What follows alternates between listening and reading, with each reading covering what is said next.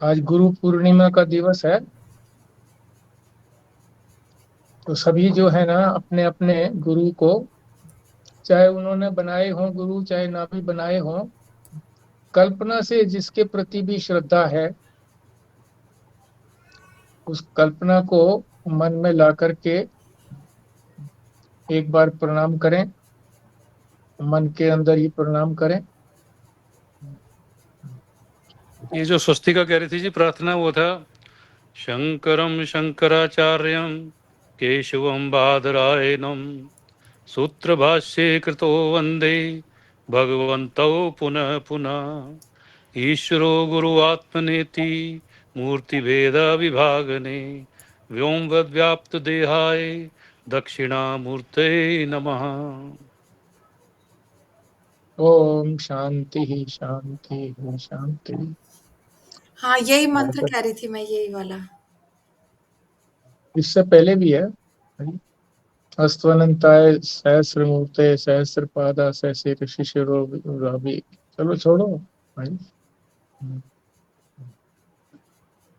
तो ये जो आप नारायण, ये जो आप वस्त्र देख रहे हैं, जो अंग वस्त्र मैंने पहना हुआ है, ये रेणु प्राशर ने कल मुझे भेजा। कहने लगी कि हमने ये मंदिर में भगवान को अर्पित किया हुआ था, अब ये भावित है, भगवान की कल्याणकारी जो भावना है उससे ये भावित है, और इसको पहनने से वो भावना जो है वो, जो भी इसको पहनता है, अंग वस्त्र का उन्होंने उसी प्रकार के भाव उसमें आ जाते हैं।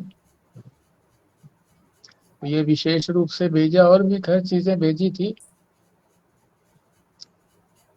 त्रिवेणी संगम का जल एक पीतल की लुटिया के अंदर भेजा, और हरिद्वार का जल दूसरी उसमें भेजा कैन के अंदर, छोटे छोटे, और मिठाई भी भेजी।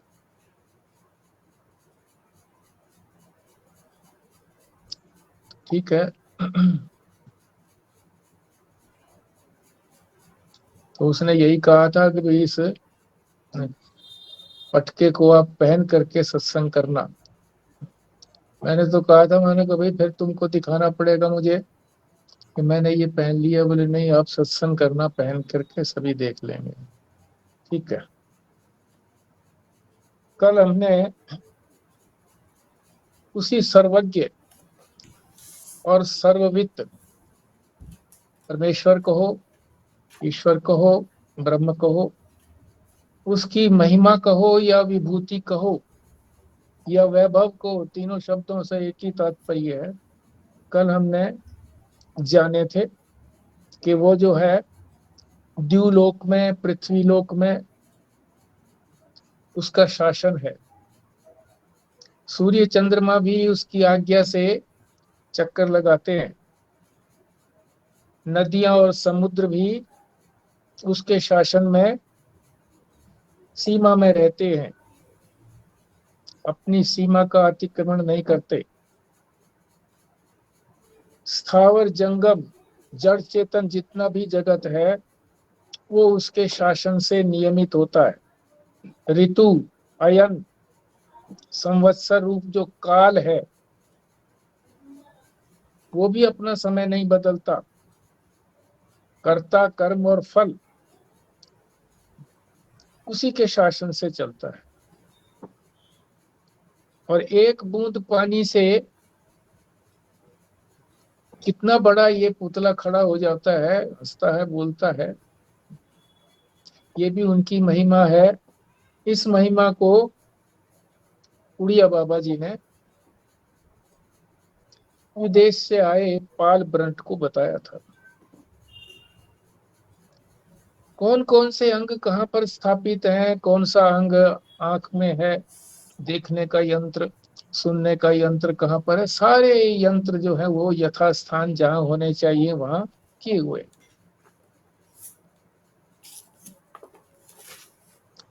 आगे ये भी आया था कि वो कहाँ रहते हैं, ब्रह्मपुर में रहते हैं।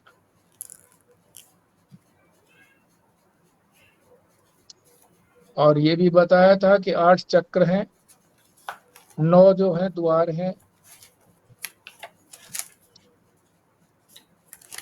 जिस शरीर में वो रहते हैं, ये भी हो गया था। आगे हृदय पुंडरीक की बात हुई थी। पुंडरीक माने कमल। कमल रूपी जो हृदय है, उसके अंदर उनका निवास स्थान है। मगर ये जो हृदय कमल है, ये परमात्मा नहीं है, ये उनकी उपाधि है।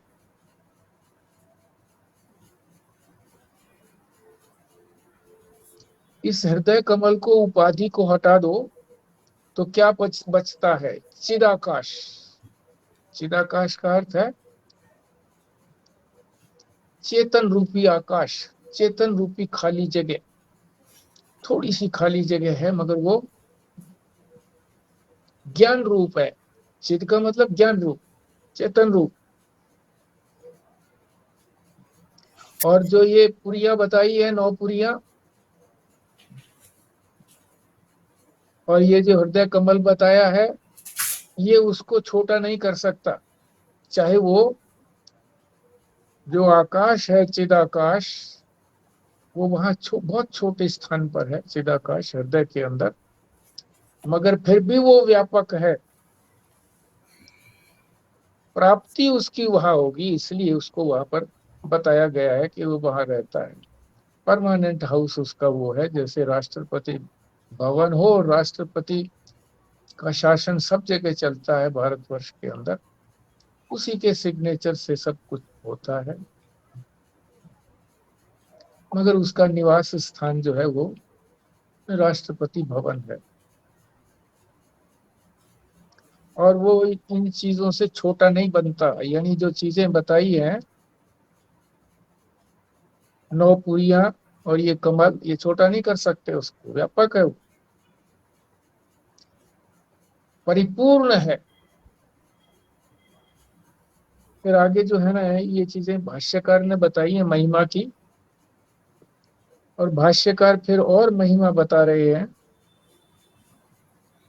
ब्रह्मणो अत्र चैतन्य स्वरूपेण नित्य अभिव्यक्तत्वात् ब्रह्मण पुरम हृदय पुंडरीकम तस्मिन् नयद व्योम तस्मिन् व्योमत्याकाशे हृदय पुंडरीक मध्यस्थे प्रतिष्ठित इव उपलभ्यते। न हयाकाशवत् सर्वगतस्य गतिरागति प्रतिष्ठा व अन्यथा संभवती। अर्थ है इसका कि यहाँ हृदय कमल में चैतन्य स्वरूप से, स्वरूप उसका चेतनता है, चिद है, ज्ञान स्वरूप है, ब्रह्म की सर्वदा अभिव्यक्ति होती है। हृदय कमल में ही वो प्रकट होता है, दिखाई देता है। इसलिए हृदय कमल को ब्रह्मपुर कहा है। उसमें जो आकाश है, खाली जगह जो है, हृदय पुंडरीक का अंतर्गत, हृदय पुंडरीक के अंदर जो खाली जगह आकाश है, वो स्थित हुआ सा लगता है। ऐसा लगता है कि जैसे वो वहीं पर स्थित है, मगर सा का अर्थ ये है मानो वो वहां पर स्थित है। हुआ सा लगता है, वास्तव में वो वहां नहीं है। इसके अतिरिक्त आकाश के समान सर्वव्यापक ब्रह्म का आना जाना भी नहीं है कहीं पर। ये इस संसार की तरह से नहीं है, जैसे राष्ट्रपति आता जाता है, कहीं आता जाता नहीं है वो, क्योंकि आत्म रूप है, सर्वत्र वही व्याप्त है। तो कहाँ आए जाएगा? ठसाठस भरा हुआ है, कोई जगह नहीं है, हिलने की भी जगह नहीं है, तो वो स्थिर है। हिलने वाली तो ये संसार है, ये हिलता है, वो नहीं हिलता। तो सर्वत्र व्यापक है, वो हिलता इसलिए संसार के उसको, वो परिच्छिन्न है तो वो हिलेगा। और वो लगता ये है कि उसने उसको छोटा कर दिया, पर नहीं कर सकता छोटा उसको।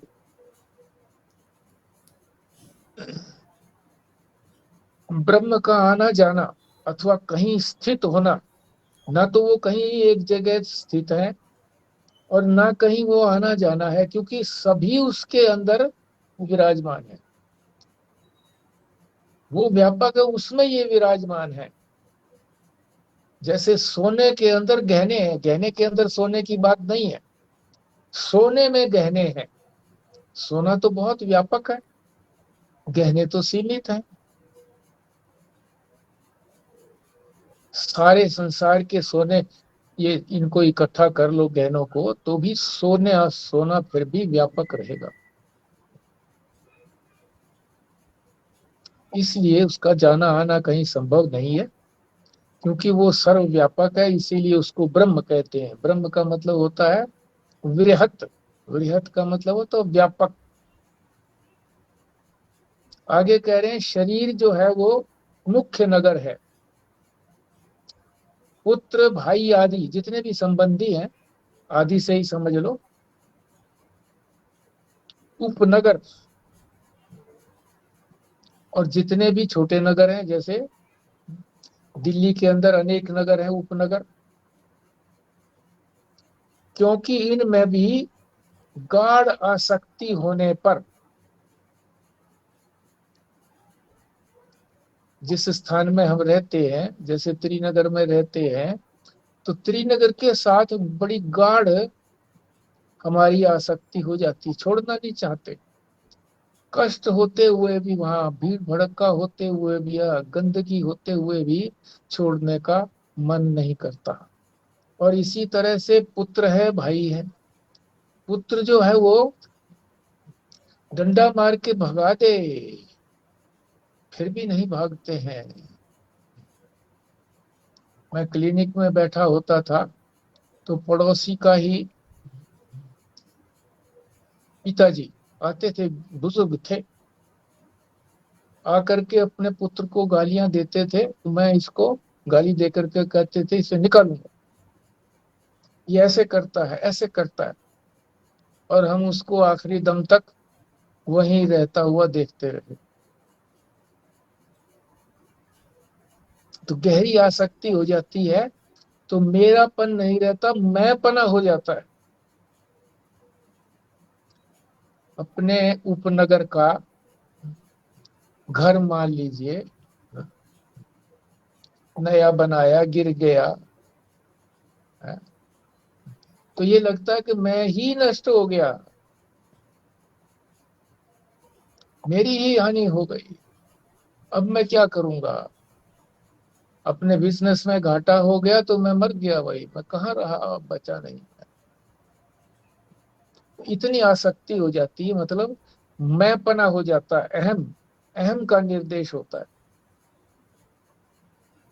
चिदाकाश, यहाँ जो लिखा हुआ है ना, ये चित्र लिखा हुआ है, चित्राकाश नहीं, चिदाकाश। जो चिद का आकाश है, यानी जो चेतन जिसमें है, भूताकाश नहीं है वो। भूताकाश किसको कहते हैं? जो पंचभूतों वाला हम आकाश देख रहे हैं। ये जो आकाश हम देख रहे हैं, ये वो आकाश नहीं है। उसके अंदर जो आकाश है वो ये नहीं है। खाली जगह जो है वो ये खाली जगह नहीं है, वो तो सारा ज्ञान से भरपूर आकाश है, ज्ञान से भरपूर है वो। और भूताकाश जो है वो चित्ताकाश में, ये जो हम देखते हैं जिस आकाश को, ये चिदाकाश में, चित्ताकाश, चित्ताकाश। भूताकाश चित्त के आकाश में, चित्त कहेंगे मन को, जिसके अंदर तत्ता लगा हुआ हो ना, डबल तय, चित्ताकाश, चित्त माने मन या अंतःकरण, अंतःकरण में है ये सारा जो भूत आकाश है, पंच भौतिक है, पंचभूताकाश है, ये जो हम देख रहे हैं, ये हमारे अंतःकरण में कल्पित या प्रतिबिंबित है,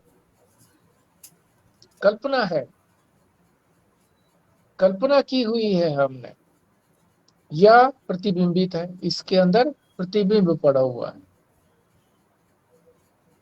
भूताकाश का ही प्रतिबिंब पड़ा हुआ है, चिदाकाश तो और भी व्यापक है। और भूताकाश में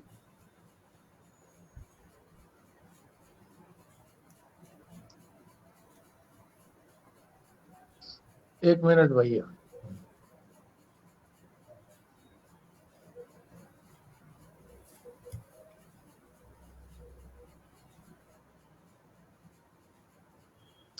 भूताकाश चित्ताकाश में कल्पित या प्रतिबिंबित है।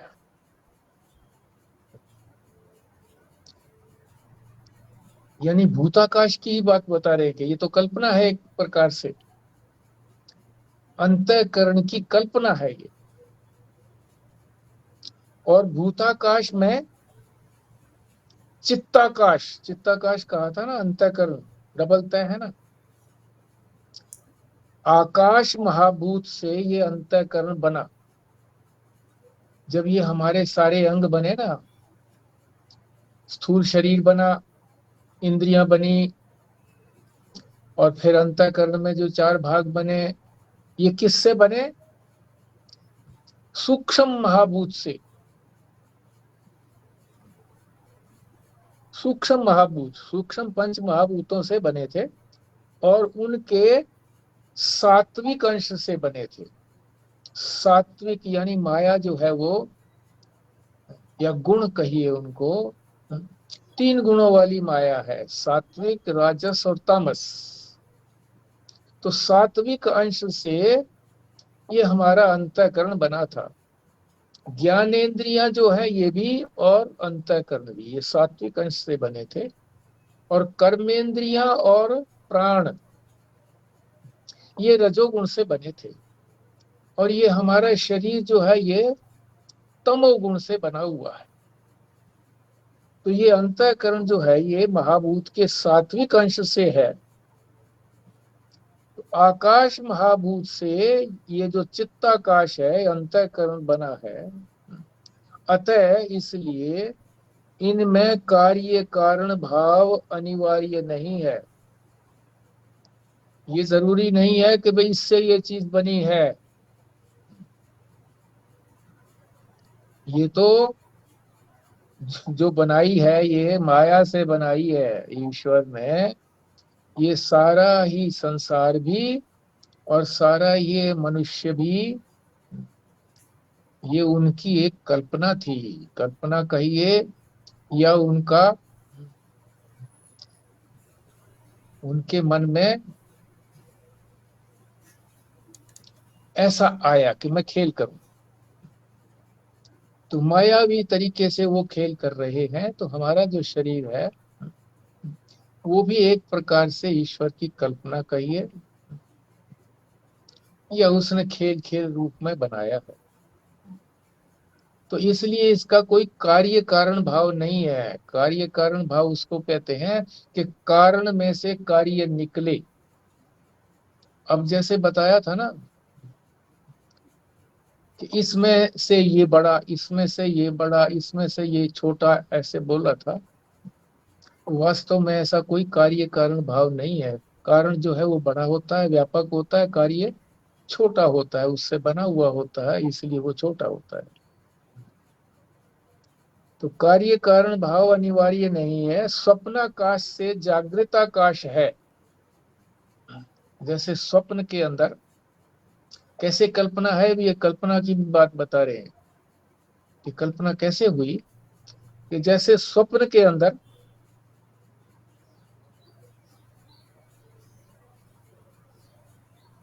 हम ही तो कल्पना कर रहे हैं ना, हमारा मन ही तो कल्पना कर रहा है कि ये सड़क है, इसके ऊपर वाहन चल रहे हैं, इतने लोग हैं, कहीं कुछ दिखाई दे रहा है, कहीं कुछ दिखाई दे रहा है। मेरे अतिरिक्त तो वहां पर कुछ नहीं है ना, मेरे मन के अतिरिक्त वहां पर कुछ भी नहीं है, मेरे मन की कल्पना है स्वप्न के अंदर। इसी प्रकार से जागृत भी, स्वप्न का जो आकाश था ना, स्वप्न के आकाश में कितनी कल्पनाएं की थी हमने, इसी तरह से जागृत आकाश, ये जो हमारा जागृत अवस्था है, ये भी वही है, क्योंकि वो हमको दिखता है। स्वप्न के अंदर हमको दिखा ना, और जगने के बाद हम उसको मिथ्या कर देते हैं कि ये मिथ्या था। ऐसे ही मन की कल्पना थी, रियल नहीं समझते, उसको सच्चा नहीं समझते। तो वो दिखा, इसलिए वो सच्चा नहीं है। जो दिखे सो माया, तो ये भी तो दिख ही रहा है हमको भी। जागृत अवस्था के अंदर भी जो कुछ हम देख रहे हैं, हम प्रवचन हो रहा है, प्रवचन सुन रहे हैं, प्रवचन करता बोल रहा है, और फोटो देख रहे हैं हम, ये सब भी हमारी, क्योंकि ये भी दृश्य है। दृश्य तो दृश्यत्व, कल्पनत्व, दृश्य जो है वो कल्पना ही होती है, मिथ्या होती है। दृश्यत्व, मिथ्यात्व, ये शब्दावली है उपनिषद की। दृश्यत्व, मिथ्यात्व, दृश्य जो है वो मिथ्या होता है, जो चीज दिखाई देती है वो मिथ्या होती है। तो सच्चा क्या होता है? दिखती तो सारी चीज है, तो फिर कुछ भी नहीं बचा। जो देखने वाला है वो बचा ना। दृश्यत्व, मिथ्यात्व, और जो देखता है वो बचा है, वही है बस। वही मेरा अपना स्वरूप है, वही मैं जो हूं, हृदय कमल के अंदर विराजमान हूं, और मैं स्थिर हूं, कहीं आना जाना मेरा नहीं है। क्यों? मैं सर्वव्यापक हूं। सर्वव्यापक हूं इसीलिए मैं ब्रह्म हूं, व्यापक हूं, वृहत हूं। और ये जो हमने जिनके साथ गाढ़ आसक्ति की है, संबंधों के साथ, पुत्र भाई आदि के साथ, या किसी स्थान के साथ, उपनगर के साथ, ये भी उसी प्रकार की कल्पना है, क्योंकि ये जागृत पे हमने किया है अपने संबंधों को कि ये मेरा, ये मेरा, ये मेरा। जब गाढ़ आसक्ति हो जाती तो मेरा नहीं रहता, मैं ही होता हूं। पुत्र चला गया तो मैं ही चला गया। गाढ़ आसक्ति, तो तो ये भी सूक्ष्म है। तो ये भी बात समझ आई कि जैसे हम कभी-कभी अगर पुत्र हमें दुत्कारे, तो हम फिर भी उसको प्यार ही करते हैं। वो हम्म इसी वजह से, क्योंकि हमने उसको मेरा नहीं समझा, मैं ही समझ लिया। जैसे कि हमारी जो दाँत जो है जीभ को काट भी ले तो भी हम उसको पनिश नहीं करते। हम्म। तो अभी ये वाली बात भी समझ आई कि अब जो हमने बाकी रिश्तों को भी इतना गाढ़ बना लिया है कि हम उसको मैं ही समझने लग गए। तो हमें बिल्कुल। इतना बुरा नहीं लगता, टेम्परेरी बुरा लगता है।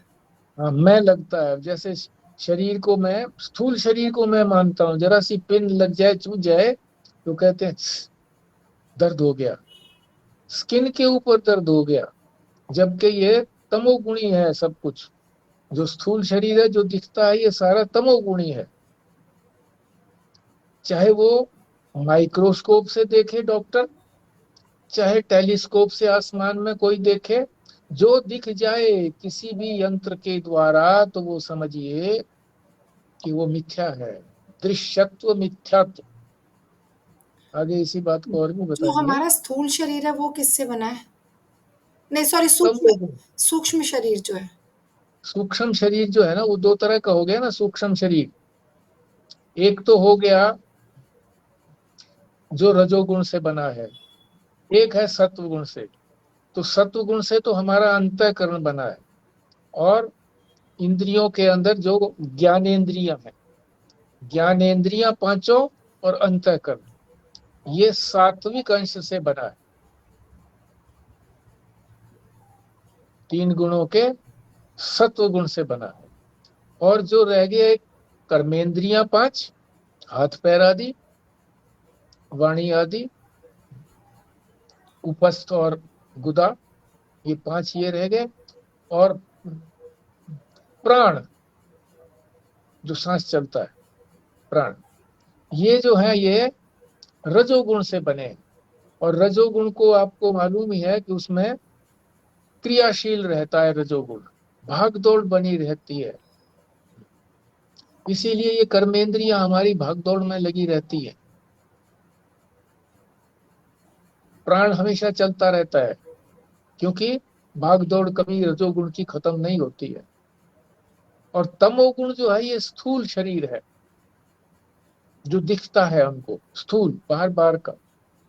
इंद्रियां आदि जो है वो तो जो ये गोलक बने हुए हैं, ये जो दिखते हैं ये तो गोलक है, इंद्रियां नहीं है। इंद्रियां तो इनके अंदर रहती है, स्थान है। यानी जो भी दिखता है ना, हमको आंख की पुतली दिखती है, डॉक्टर को माइक्रोस्कोप से अंदर की स्ट्रक्चर दिखती है, वो भी वो भी स्थूल है।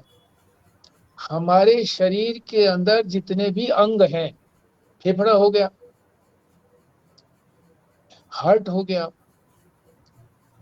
पेट हो गया, आंतें हो गई है, अभी दिखती तो है नहीं ना ये, मगर डॉक्टर तो देखता है ना। और इतने सूक्ष्म चीजें, जो ब्लड है, रक्त है, उसके अंदर कीटाणु नहीं दिखते, तो वो भी स्थूल है। उसको जब माइक्रोस्कोप से देखते हैं ब्लड के अंदर कि ये कीटाणु उसके अंदर है, तो जो भी चीज चाहे नेकेड आई से दिखे और चाहे किसी यंत्र से दिखे, मगर वो दिखती है, तो वो स्थूल कहलाती है। सूक्ष्म वो कहलाती है जो किसी भी यंत्र के द्वारा नहीं देखी जा सकती, उसको सूक्ष्म कहते हैं। तो अब ये जो कह रहे हैं कि ये आकाश वाली जो बात है, स्वप्न आकाश कहो, जागृत आकाश कहो, हाँ? इस उलझन में मत पड़ो, ये कह रहे हैं। झगड़ाबाजी खत्म करो, दोनों का बाद कर दो, जागृत का भी बाद कर दो, स्वप्न का भी बाद कर दो, जो कुछ भी स्वप्न में दिखता है। बाद का मतलब होता है मिथ्यात्व निश्चय। ये निश्चय पक्का कर लो कि ये है नहीं। सुन तो लिया हमने, शास्त्र की बात को सुन लिया कि ये मिथ्या है, जो दिखती है वो सब मिथ्या है, मिथ्यात्व है।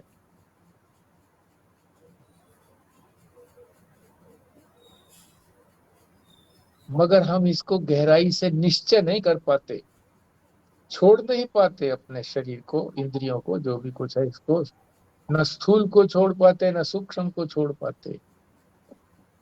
सूक्ष्म भी शरीर ही है। जो ये सूक्ष्म शरीर है, जो हमारी आंखों से नहीं दिखता और यंत्रों से भी नहीं दिखता, उसके बाद सूक्ष्म शरीर है, वो भी शरीर ही कहलाता है। और फिर ये दोनों शरीर जो है अज्ञान से निकले हैं, ये भी वो नहीं है परमात्मा।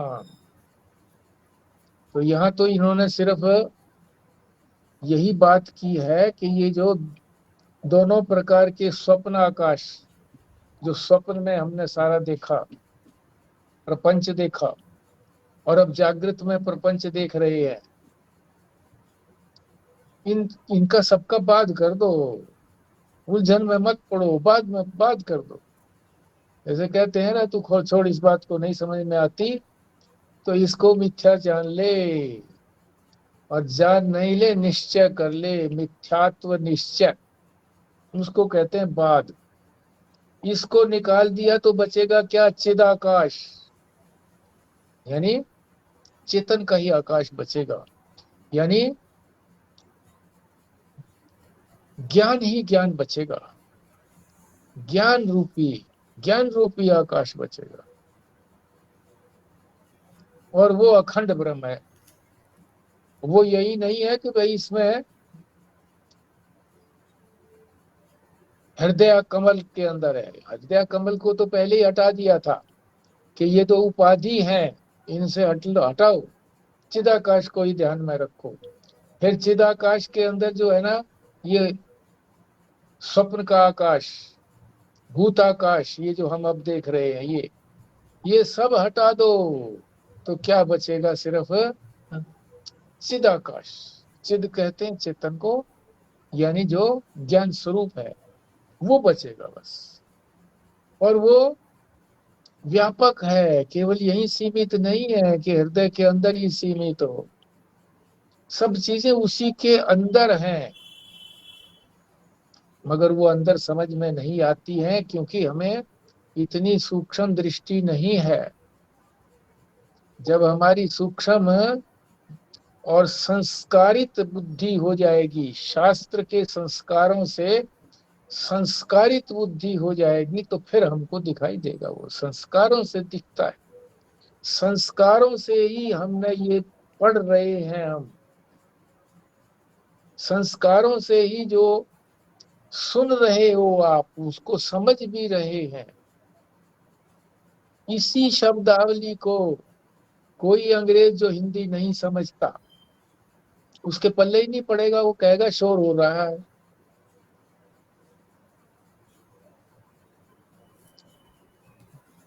इसी तरह से जो लिखावट है, ये लिखावट भी हमने धीरे धीरे सीखी है, संस्कारित की है कि ये इस तरह से गोलाई होगी तो ये शब्द बनेगा, और इस शब्द से ये ध्वनि निकलेगी। ये सारे संस्कारित है, हर चीज हमारी संस्कारित है, और संस्कार सारे माने हुए हैं, वास्तविक नहीं है, वो माने हुए हैं। तो जो चिदाकाश है वो अखंड है, वही बचा। और नाम रूप वही है। वो क्या है? मन में ये आता है, जो नाम और रूप है, किसी वस्तु का रूप भी है, आकार, और उसका नाम भी रखा हुआ है। सब चीजों का तभी तो पहचान होती है। व्यवहार के अंदर तो नाम रूप जरूरी है, मगर परमार्थ के अंदर जो नाम रूप है, इसका उत्तर देते हैं अब आगे। क्या? मनोमय, मनोमय आत्मा मन का मन है। मन से, बुद्धि से तो चिंतन करते हैं हम, तो उनका वो मन है, मन का मन, बुद्धि का बुद्धि, इंद्रियों का इंद्री, आंख का आंख, कान का कान है वो, नासिका का वो नाक है। क्या मतलब इसका? उसका वो नाक है या आंख है उसकी, मतलब वही इसके माध्यम से देखता है।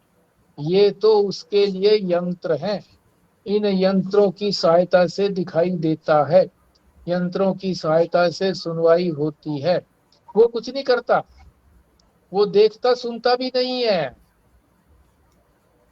बस सत्ता देता है इनको।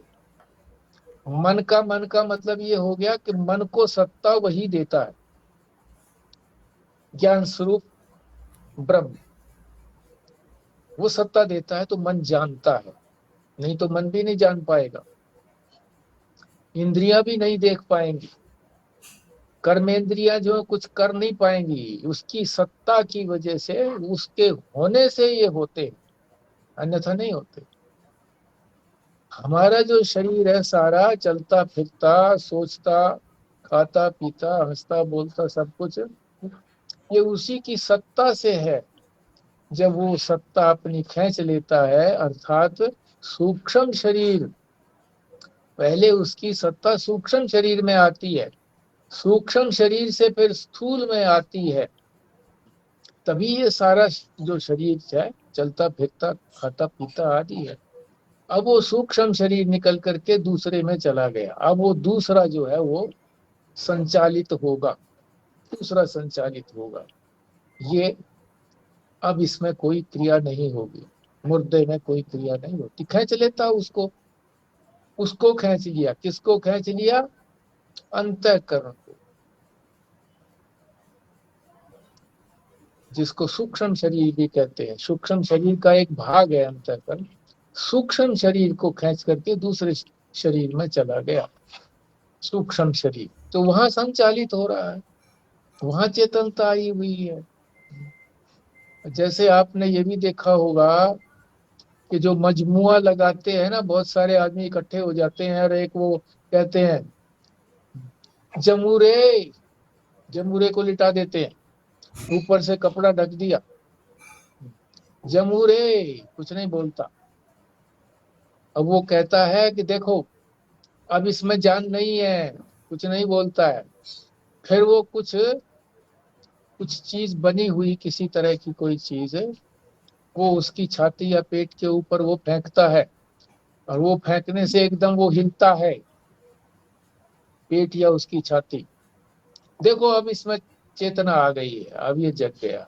फिर वो बोलता है, आदेश देता है, तो वो सबका जवाब देता है। और जवाब फिर कैसे देता है? इस आदमी के पास क्या है बताता है, नोट है, क्या नंबर है, नोट के नंबर बता देता है वो। तो अपना चमत्कार दिखाता है वो, है।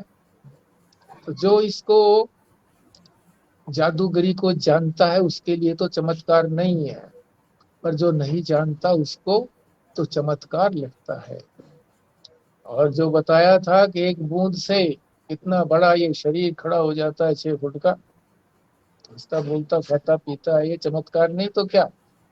एक बढ़ के बीज से, जो बहुत सरसों के दाले के समान होता है, कितना बड़ा पेड़ खड़ा हो जाता है, तो चमत्कार ही है ये। तो हम जिस चीज को समझ नहीं सकते वो चमत्कार लगता है। चमत्कार सब माइक है, मायावी है। इसीलिए कहते हैं चमत्कारों में फंसोगी मत।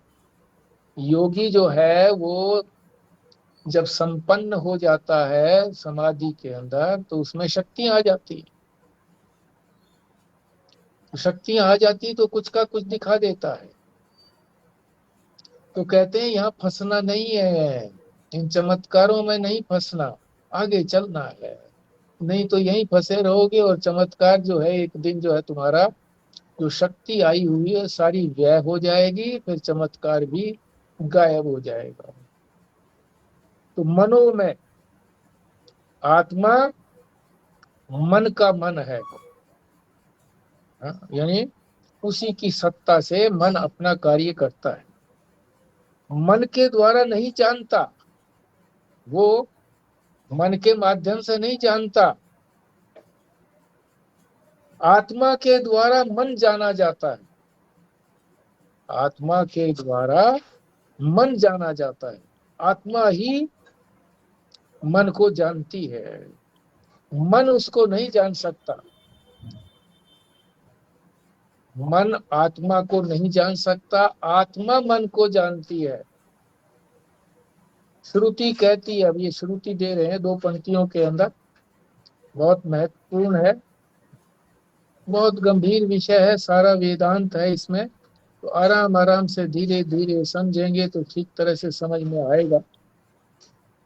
यन मनसा न मनुते ये न आहुर मनोमतम सदैव सदैव ब्रह्मत्वम विद्धि ने इदम यद इदम उपासते। यन मनसा न मनुते, जिसका मन से मनन नहीं किया जा सकता। मन का क्या काम है? मनन करना, बार बार उसी का स्मरण करना। तो ये जिसका मन से मनन नहीं किया जा सकता, मन जो है उसका चिंतन नहीं कर सकता। किसका? ब्रह्म का, आत्मा का। जिससे मन ही ज्ञात होता है वही मन को जानता है। तो वो जानता है तो वो आत्मा को कैसे जानेगा? जो जानी गई वस्तु है वो जानने वाले को कैसे जानेगी? जो चीज जानी जाती है वो तो जड़ होती है, जानने वाला ही चेतन होता है, दृष्टा ही चेतन होता है, दृश्य तो जड़ होता है। तो जितनी भी चीज देखी जाती है वो सब जड़ है। हम जो है ना इसको मन को भी चेतन समझते हैं। मन तो चेतन है जी, तो सोचता विचारता है, कल्पना करता है। तो ऐसा नहीं है, मन की अपनी कोई चेतनता नहीं है। वो तो परमात्मा की परछाई से, प्रतिबिंब से ये चलने लगा है। चेतन जैसा प्रतीत होता है, चेतन नहीं है, जड़ है सारी चीजें, क्योंकि दिखती है। मन को हम ही तो देखते हैं कि मन में अब विक्षेप आ गया, मन में अब बड़ी प्रसन्नता हुई है, मन में बहुत अच्छा भाव आया, प्रेम आया है? तो हम जानते हैं कि नहीं जानते हैं? तो जो जानी गई चीज जड़ होती है, जानने वाला ही चेतन होता है। ये फार्मूला सब जगह लगा लो, कहीं भी। तो ये सारी चीजें जानी जाती हैं। बुद्धि निश्चय करती है तो पता लगता है कि हमको जो निश्चय किया, तो हमें पता है ना हमने क्या निश्चय किया। हमने निश्चय किया कि प्रातः काल प्रतिदिन हम जो है 4 बजे उठेंगे। तो ये निश्चय को जान रही है ना, हम जान रहे हैं। तो ये निश्चय भी जो है इसीलिए तो बदलता है ये। तो चेतन नहीं है, चेतन तो कभी बदलता नहीं है। बदलाव सारा जो प्रकृति के अंदर है, क्षण क्षण बदल रही है, क्षण क्षण भाग रही है। हम उसके पीछे दौड़ लगाते हैं, जब तक वहां हम पहुंचते हैं तब तक वो आगे बढ़ जाता है। ये संसार की यही रीति है। तो जिसका मन से मनन नहीं किया जा सकता, आत्मा का मन से चिंतन नहीं कर सकते, जिससे मन ही ज्ञात होता है, उसी से तो मन का पता लगता है कि मन है, नहीं तो मन ही नहीं। जैसे अहम चक्षुर्भ्याम पुस्तकम पश्यामि, मैं नेत्रों से, चक्षु है ना, चक्षुर्भ्याम, चक्षुर्भ्याम, चक्षु से पुस्तक को पश्यामि, देखता हूं। पुस्तक को देख रहा हूं, पुस्तक को मैं आंख से देख रहा हूं। इसमें जो पुस्तक रूप वस्तु को देखने का कर्म नेत्र रूप के कर्ण से हुआ है। औजार,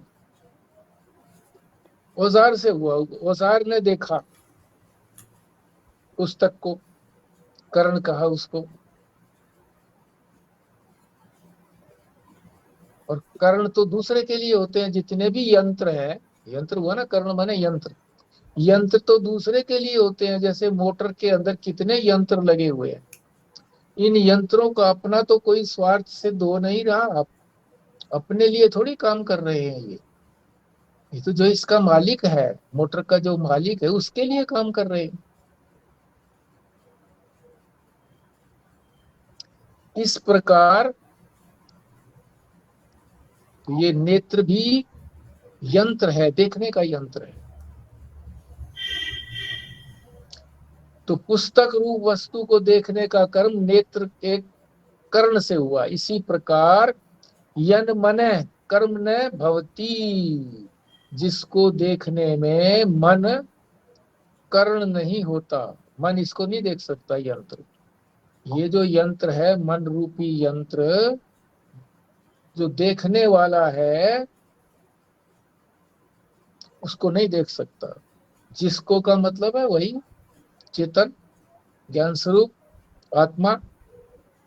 अहम मनसा मित्रम पश्चामी, मैं मन से मित्र को देखता हूं। इस प्रकार जो मन से देखा जाता है, बल्कि मन स्वयं जिसके ज्ञान का विषय होता है वो मैं हूं। बल्कि मन जिससे जाना जाता है वो मैं हूं, वो आत्मा है। और वो आत्मा क्या, वो तो मैं ही हूं। एक पॉइंट पर ले आता है वेदांत, आत्मा पर ले आता है, परमात्मा पर ले आता है। सारे संसार को, सब कुछ प्रपंच को, स्थूल सूक्ष्म कारण प्रपंच को इस आत्म रूप मैं में ले आता है।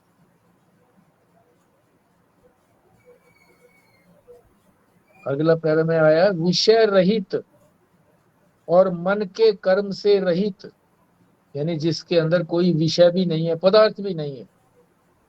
और मन का जो कर्म है, देखना, सुनना, चलना, भागना, दौड़ना, जितने भी ये कर्म है वो उसमें नहीं है। विषय रहित और मन के कर्म से रहित है क्या वो? क्या है? तो बताया तद एव ब्रह्म, वो ब्रह्म ही तो है। तदेव ब्रह्म, वो ब्रह्म ही है। तुम विद्धि, तुम जानो, इस बात को समझो। इस मन के दृष्टा को तुम ब्रह्म समझो, मन के दृष्टा को ब्रह्म समझो। ये किसका अर्थ हो गया? तद एव ब्रह्म तुम विद्धि। आगे फिर रह क्या गया? ने इदम यद इदद उपासते, ये रह गया। न इदम यद यद विदम उपासते, वो ब्रह्म नहीं है जो उपास्य में है, उपास्य के अंदर है। वो एक होता है उपासक, उपासना करने वाला, भक्ति करने वाला। एक है उपास्य, जो जिसकी उपासना की जाती है। तो ये कह रहे हैं कि जो वो ब्रह्म वो नहीं है, इसको भी ध्यान से सुनो, जो उपास्य में है। उपास्य का मतलब ईश्वर उपास्य है ना, तो ब्रह्म जो है वो ईश्वर नहीं है, क्योंकि उसकी तो उपासना करते हैं, उसमें तो शक्तियां हैं सारी, वो तो माया उपाधि वाला है, तो इसलिए वो ब्रह्म नहीं है माया उपाधि वाला। ब्रह्म माया की उपाधि हटा करके वो भी ब्रह्म है, मगर क्योंकि ब्रह्म की उपासना नहीं होती है, उपासना ब्रह्म की, ईश्वर की करते हैं। ईश्वर जिन जिन रूपों में है, राम में, कृष्ण में, हनुमान में, किसी में भी हम उपासना करते हैं, गुणगान करते हैं, बैठते हैं सामने, निकट बैठते हैं, प्रेम पैदा करते हैं उनसे, करते हम ईश्वर को ही हैं, पर वो उनका नाम रूप है, माइक रूप है, उसकी उपासना करते हैं। तो वो जो भी शक्तियां उनके पास हैं वो भगत को दे देता है, सब कुछ देता है। तो वो नहीं है, वो ईश्वर नहीं है, वो ब्रह्म नहीं है, ये बता रही है। उपासक के मन का दृष्टा होकर जो स्थित है, जो उपासना कर रहा है, उसका जो मन है, उसको जो देखता है, उसको दृष्टा कहा है।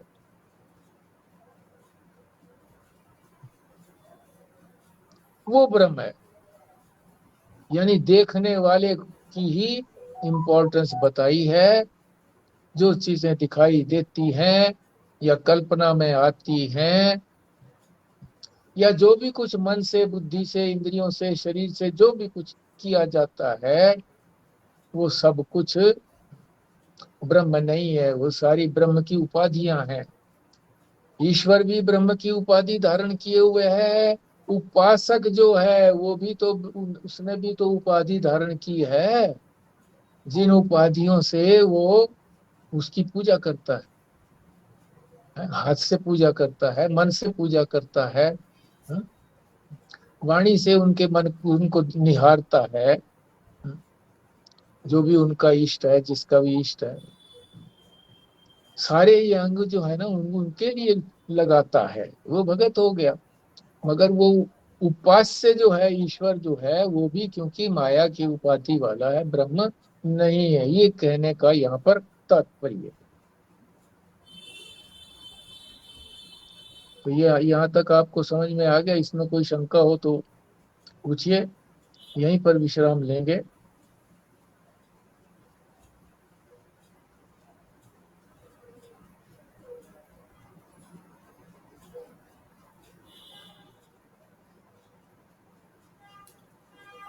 पहले तो जगह बताई है कि वो कहाँ रहता है। क्यों जगह बताई है? क्योंकि अनुभव यहीं पर होगा, हमारे हृदय में ही हम ही अनुभव करेंगे, बाहर कहीं अनुभव नहीं हो सकता। बाहर अनुभव का यंत्र जो है वो स्वतंत्र यंत्र नहीं है, इसी के द्वारा संचालित यंत्र है। तो वो कोई सच्चा अनुभव नहीं है। सच्चा अनुभव जो है वो यहाँ हृदय के अंदर ही होगा, इसीलिए उसका स्थान बता दिया और हृदय कमल की उपासना का स्थान बता दिया। बहुत वर्षों पहले मैं जब जाता था माउंट आबू में, महाराज जी भी जिंदा थे, तो स्वयं प्रकाश जी से भी मिलता था, महाराज जी से भी मिलता था, मार्गदर्शन दोनों से लेता था। तो उन्होंने यही समझ करके मुझे कि भाई ये उपासना करेगा तो मुझे यही हृदयाकाश के अंदर यही कमल का पुंडरीक इसी का ध्यान करने को बताया था। और भी कई बातें बताई थी, खैर उस बात को छोड़ो। आपने कुछ पूछना है तो पूछिए। ये जो लिखा है ना, बल्कि मन स्वयं जिसके ज्ञान का विषय होता है, विषय हाँ, का क्या मतलब है? विषय का मतलब जो दूसरा आदमी जिसको अनुभव करता है, अनुभव वाली चीज होती है विषय। विषय और वो विषय नहीं होता, जो अनुभव नहीं हो सकता वो विषय नहीं होता। वो तो स्वयं स्वयं अनुभव है, अनुभव स्वरूप है वो। उसके साथ भी ये नहीं लगेगा कि वो अनुभव करता है, ब्रह्म का अनुभव करता है। उस व्यक्ति ने, उस महापुरुष ने या महाराज जी ने, महेशानंद जी ने ब्रह्म का अनुभव कर लिया था, नहीं। अनुभव स्वरूप थे वो। अगर उसके उनके साथ भी कहीं का लग गया तो वो भी फिर सत्य नहीं है, वो भी एक यंत्र ही बन जाएगा, उपाधि ही बन जाएगी।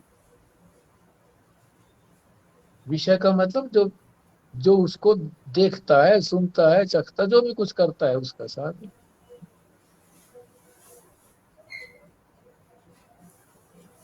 जो अनुभव में आता है, जो अनुभव में आता है,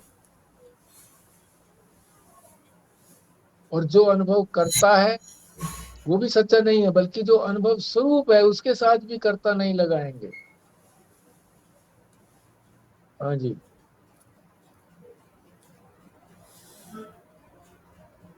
ठीक है, फिर इसका चिंतन करो।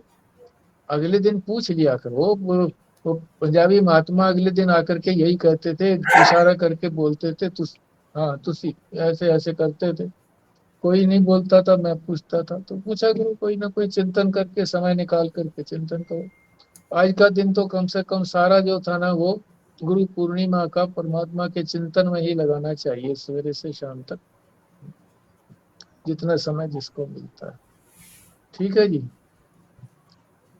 हाँ जी, संजीव शर्मा जी करिए पूर्ण आहुति। जी। ओम पूर्णमदा पूर्णमिदं पूर्णात् पूर्णमुदच्यते पूर्णस्य पूर्णमादाय पूर्णमेवावशिष्यते। ओम शांति शांति शांति। नारायण नारायण नारायण। बहुत अच्छे। इसी प्रकार से हम हर बार जो है ना गुरु पूर्णिमा इसी तरह से देखते रहें, जब तक जिंदा रहें, गुरु को परमात्मा रूप मानते हुए, गुरु और परमात्मा के आदेश का, क्योंकि वो भी शास्त्र की ही बात कहते हैं, हम मानते रहें। तो हमारा परम परम कल्याण निश्चित ही है। नारायण। नारायण। नारायण। नारायण।